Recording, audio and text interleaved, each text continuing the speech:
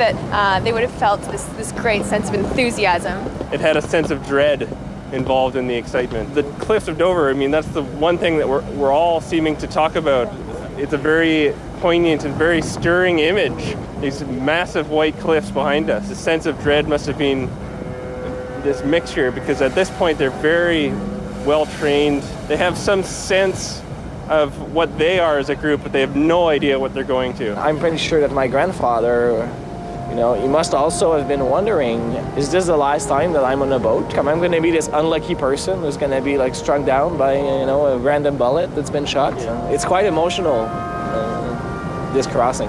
It was very powerful for me to look at the cliffs and understand when they look at the cliffs, it's the last thing that they see. And this strange sort of assembly line with the men going over, and the only thing coming back are wounded men. If you're dead, you stay there.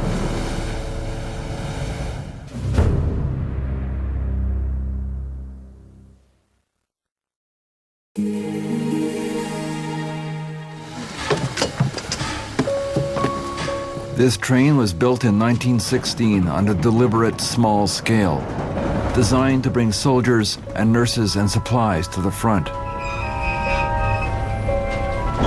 It will return with the blind, the crippled, and the almost dead. Like their grandparents, they don't know what's going to happen. The train is taking them into the past. They will fall asleep in darkness and drizzle to waken the nightmare of 1914. They are going to the front and war. Some will find themselves in the middle of Talbot Papineau's first raid across no man's land.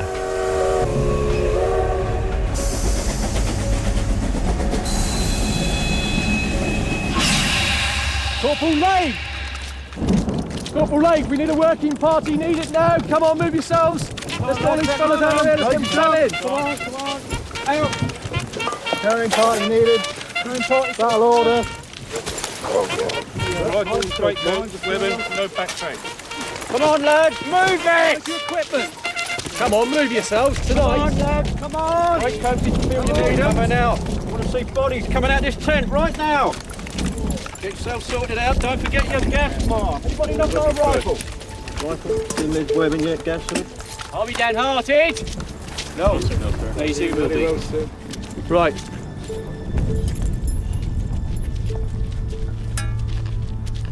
Shovel. Yes, sir. Papineau promised to write his mother often and spare her nothing.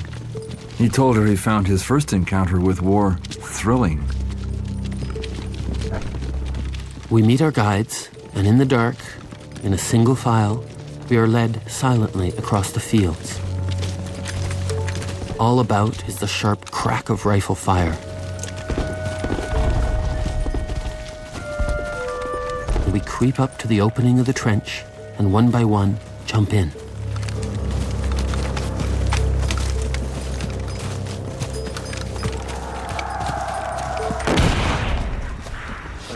I have not been badly frightened yet. That will come, I suppose. Heads down. This is so much like a fête de nuit, a thunderstorm and duck shooting, that I positively like it. The people here, their job is to defend the front line. Your job is to help make it safer for them. At night, it's safe to move around in the trench. It's safe for sentries to stand with their heads over the top because no one can see them. What shows up is movement. And you're out in no man's land and a flare goes up. The minute it goes up, you freeze. Doesn't matter what you're doing, you freeze. It's movement that they're looking for. Go on, there you go, up you get. Up you get.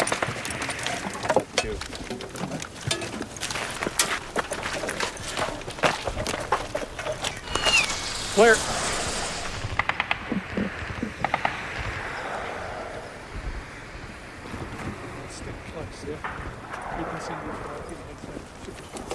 While some are sent to fill sandbags, others are chosen to sneak across no man's land, break down a German trench, and get back in one piece. You won't be taking equipment or rifles. Yeah. You will have no identification with you whatsoever. Everything you've got needs to come off. Be held here. Get it, Lizza. further drifting, Michael.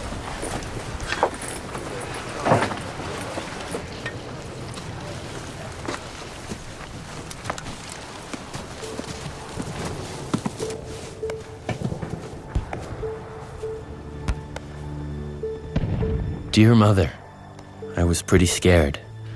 My stomach seemed hollow. I called my men and we fell into line and we began creeping forward, flat on our bellies.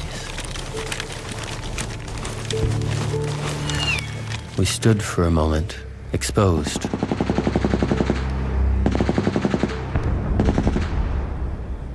And then suddenly we were all rushing forward. My legs caught in barbed wire, but I stumbled through somehow.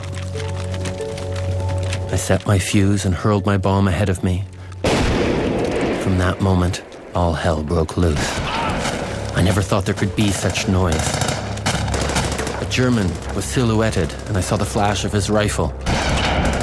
He disappeared. I said to myself, I've shot him. I lay flat and began to reload. I thought, the attack has failed. I am alone. I will never get out. Then I saw Charlie coming. I had got a cartridge home by this time, and Charlie and I went over the edge into the German trench. It was deep and narrow, beautifully built. The German was lying in front of me. Okay, he's alive. Watch him. The German machine guns were going like mad. We began to pull down some of the parapet and sandbags. We climbed out and made a run for our own line. I beat it across the open, expecting to get it any minute. I was so exhausted I wobbled from side to side in the mud. I reached home and dived for cover. The stretcher bearers were carrying the wounded. The last party got halfway, then dropped their stretcher and ran.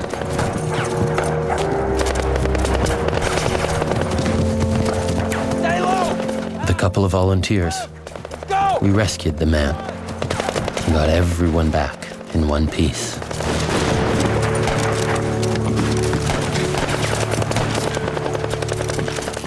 I was tired, but mostly glad to be back.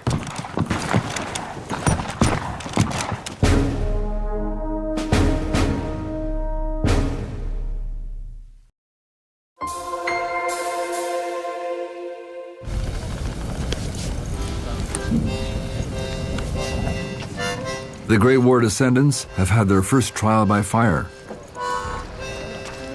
They are still a bit shell-shocked.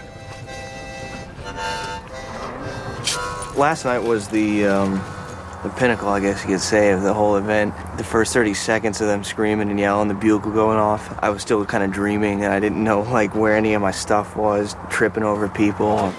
You said Draco, too? John Moses is a Mohawk from the Grand River in Ontario. His great-uncle fought and died in the Great War. There's incoming fire, incoming artillery. It certainly gives you appreciation of what our ancestors went through. It leaves you speechless for a split second at least. For me, it was like we'd gone back in time, and everything that we'd known all our lives didn't exist. Basically, it made me realize that it was a game of chance for these guys. I mean, if you had the calm nerve, if you had all the skills in the world, there's no guarantee that you'd make it to the next day. And that's what hit me. It's the fact that whether you were, filling sandbags or running down with stretchers or whatever it was, that may be the last thing you ever do in your life. You could be dead the next day. Brandon Honey is a corporal in today's Canadian Army. His great-uncle was killed on the Western Front. I found last night that I was using some of the modern-day skills that I've learned. I'm thinking the whole time, can they see me? Can they see me?